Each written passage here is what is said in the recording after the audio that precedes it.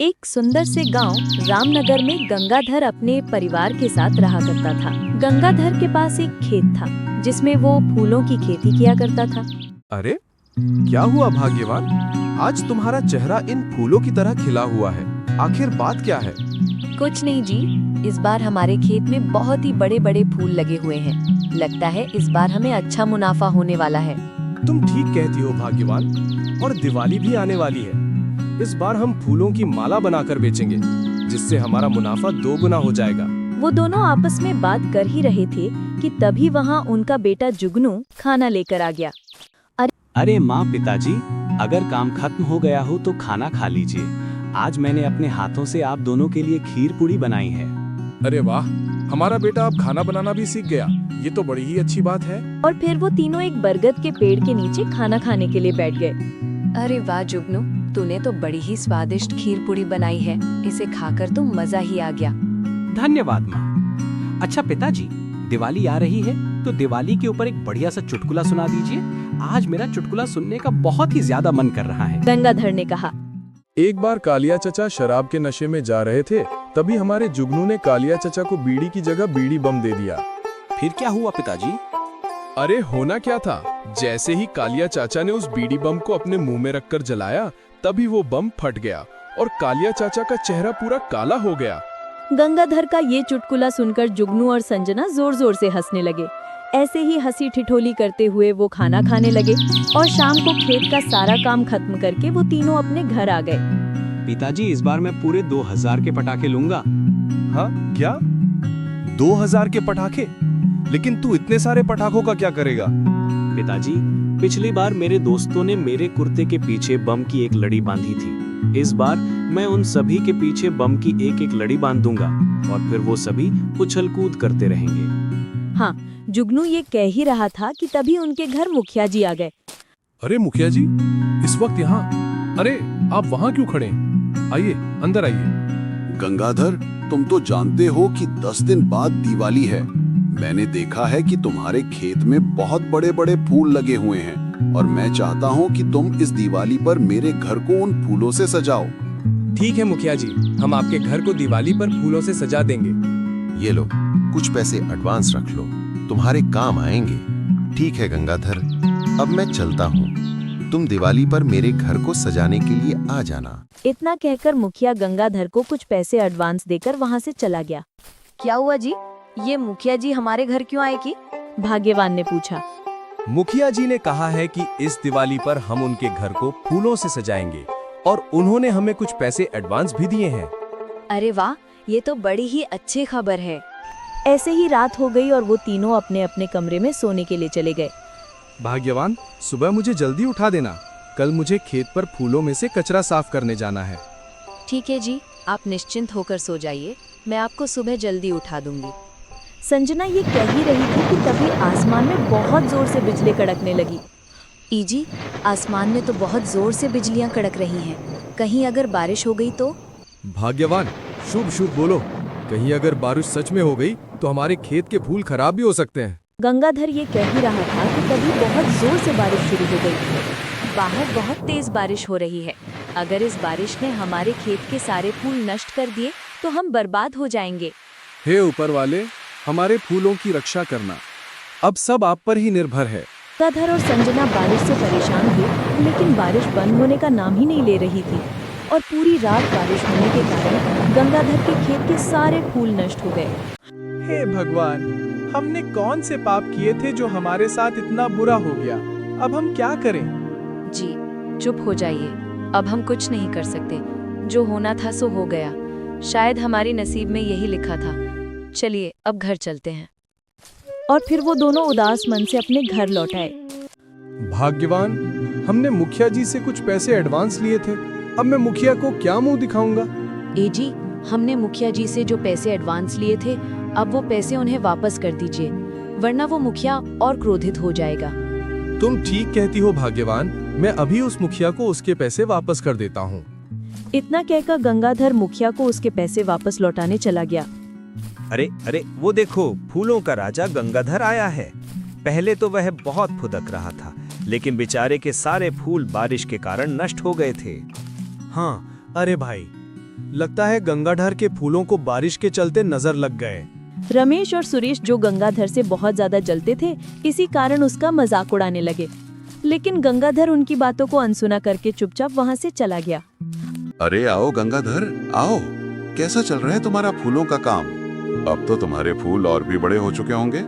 नहीं मुखिया जी, कल रात ज्यादा बारिश होने के कारण मेरे खेत के सारे फूल नष्ट हो गए और आपने जो पैसे मुझे एडवांस दिए थे, मैं उनको वापस लौटाने आया हूँ। ये तो तुम्हारे साथ बहुत ही बुरा हुआ, लेकिन गंगाधर तुम चिंता मत करो, तुम ऊपर वाले पर विश्वास रखो, वो सब ठीक करेगा।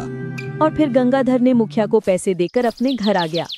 ए जी, आप आ गए। देखिए ना, हमारा जुगनू कुछ भी नहीं खा पी रहा, बस चुपचाप एक कोने में बैठा हुआ है। आप इससे कह दीजिए कि ये कुछ खा ले। अरे जुगनू, तो ऐसे उदास क्यों बैठा है? आखिर बात क्या है? पिताजी, मैंने सोचा था कि मैं इस बार 2000 के पटाखे लाऊंगा, लेकिन इस बारिश ने हमारे खेत के सारे फूल नष्ट कर दिए।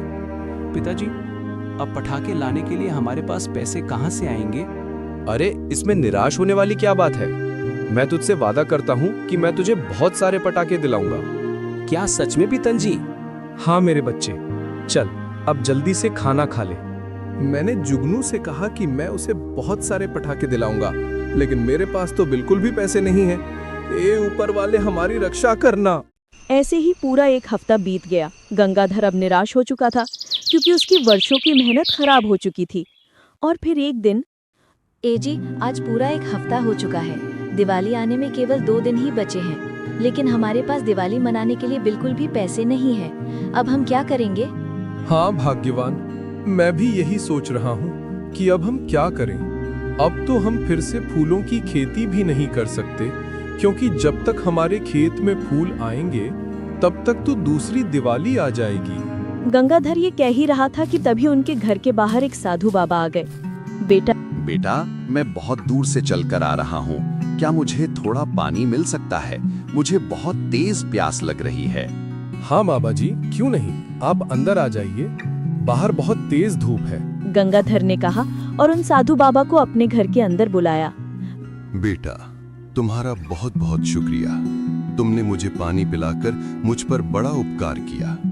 ये आप कैसी बातें कर रहे हैं बाबा जी? प्यासे को पानी पिलाना तो बड़ा ही पुण्य का काम होता है। बेटा, आप दोनों बड़े ही उदास दिखाई पड़ते हो। घर में सब ठीक तो है ना? बाबा जी, हमारा एक खेत है जिसमें हम हर साल फूलों की खेती किया करते थे, लेकिन इस बार ज्यादा बारिश होने के कारण हमारे खेत के सारे फूल नष्ट हो गए। हमने सोचा था फूल बेचकर जो पैसे आएंगे उससे हमारी दिवाली बन जाएगी, लेकिन सब कुछ बर्बाद हो गया। बेटा, तुम दोनों चिंता मत करो, तुम्हें अब उदास होने की कोई जरूरत नहीं है। मैं तुम्हारी समस्या ठीक कर दूंगा। और फिर बाबा जी अपनी झोली में से एक दिया निकालते हैं और वो दिया गंगाधर को दे देते हैं। ये एक जादुई दिया है, तुम इस दिए को जलाकर आज रात को अपने खेत में रख देना। लेकिन ऐसा करने से क्या होगा बाबा जी? मैंने तुमसे जितना कहा है तुम उतना करो, बाकी तुम्हें कल सुबह तक समझ आ जाएगा। इतना कहकर साधु बाबा गंगाधर को वो दिया दिखाकर वहाँ से चल देते हैं। ए जी, इस दिए को जलाने से क्या होगा? मुझे तो कुछ समझ नहीं आ रहा है। भाग्यवान, बाबा जी ने कहा है कि हमें इस दिए को जलाकर अपने खेत में रखना है। बाकी हमें सुबह सब पता चल ही जाएगा कि आखिर माजरा क्या है। रात को गंगाधर उस दिए को जलाकर अपने खेत की ओर जाने लगता है। तभी उसे रमेश और सुरेश देख लेते हैं। अरे भाई, ये गंगाधर क्या सटिया गया है? इतनी रात को दिया लेकर कहाँ जा रहा है? हाँ यार, चल इसका पीछा करते हैं। फिर रमेश और सुरेश गंगाधर का पीछा करने लगते हैं। बाबा जी के अनुसार मैंने ये दिया अपने खेत में तो रख दिया, अब मुझे सुबह तक का इंतजार करना होगा। इतना कहकर गंगाधर उस दिए को खेत में रखकर अपने घर आ जाता है। अरे भाई, गंगाधर यहाँ से गया। चल इस दिए के पास जाकर देखते हैं कि आखिर माजरा क्या है। जैसे ही रमेश उस दिए को उठाने की कोशिश करता है, तभी उसे बहुत तेज बिजली का झटका लगता है और वो जमीन पर गिर पड़ता है। अरे मरी मैया रे, मर गया। अरे मेरी तो कमर ही टूट गई। अबे क्या हुआ? तू जमीन पर कैसे गिर गया? अरे भाई, पता नहीं, जैसे ही मैंने इस दिए को उठाने की कोशिश की तभी मुझे बहुत जोर का करंट लग गया। क्या सच में? तो यहीं रुक, मैं इस दिए को उठाने की कोशिश करता हूँ, सुरेश ने उस दिए को उठाने की कोशिश की तो उसे भी रमेश की तरह बहुत जोर का करंट लगा और वो भी जमीन पर गिर पड़ा। आई माँ, मर गया रे। मेरा शरीर में तो 40 वोल्ट का करंट लग गया। अबे भाई, मुझे तो ऐसा लगता है गंगाधर जादू टोना जानता है। हाँ भाई, हमें जल्दी यहाँ से निकलना होगा, वरना आज तो हमारी कयामत आ जाएगी। और फिर वो दोनों दुम दबाकर वहीं से भाग गए। भाग्यवान, कल रात को हमने जो दिया खेत में रखा था, मैं उसको लेकर आता हूँ। जी, मैं भी आपके साथ चलती हूँ। ठीक है, जैसी तुम्हारी मर्जी। जैसे ही गंगाधर और संजना अपने खेत पहुंचे, उनकी आंखें फटी की फटी रह गईं। भाग्यवान, हमारे खेत में इतने सारे गेंदे के फूल कहाँ से आए? ये तो सोने पर सुहागा हो गया। हाँ जी, मुझे तो ऐसा लगता है कि कल रात आपने जो जादुई दिया खेत में रखा था, यही सब उसी के कारण हुआ है। हाँ भाग्यवान, ये सब उन साधु बाबा के कारण ही संभव हो सका है। अगर वो हमें वो जादुई दिया न देते तो ये सब संभव ना होता। ए जी, कल दिवाली है, हम कल सारे फूल तोड़ लेंगे और उनकी माला बनाकर बाजार में बेचेंगे। हाँ भाग्यवान, तुम सही कह रही हो। हे ऊपर वाले, तेरा लाख लाख शुक्रिया। अगले दिन गंगाधर और संजना खेत के सारे फूल तोड़ लेते हैं और उन सभी फूलों को लेकर बाजार पहुंच जाते हैं। माला ले लो, ताजे ताजे फूलों की माला ले लो। अरे भाई, कितने रुपए की है ये माला? भैया जी, एक माला सिर्फ 20 रुपए की है। अच्छा, तो मुझे 20 मालाएं दे दो, और हाँ, बड़े बड़े फूलों की मालाएं देना।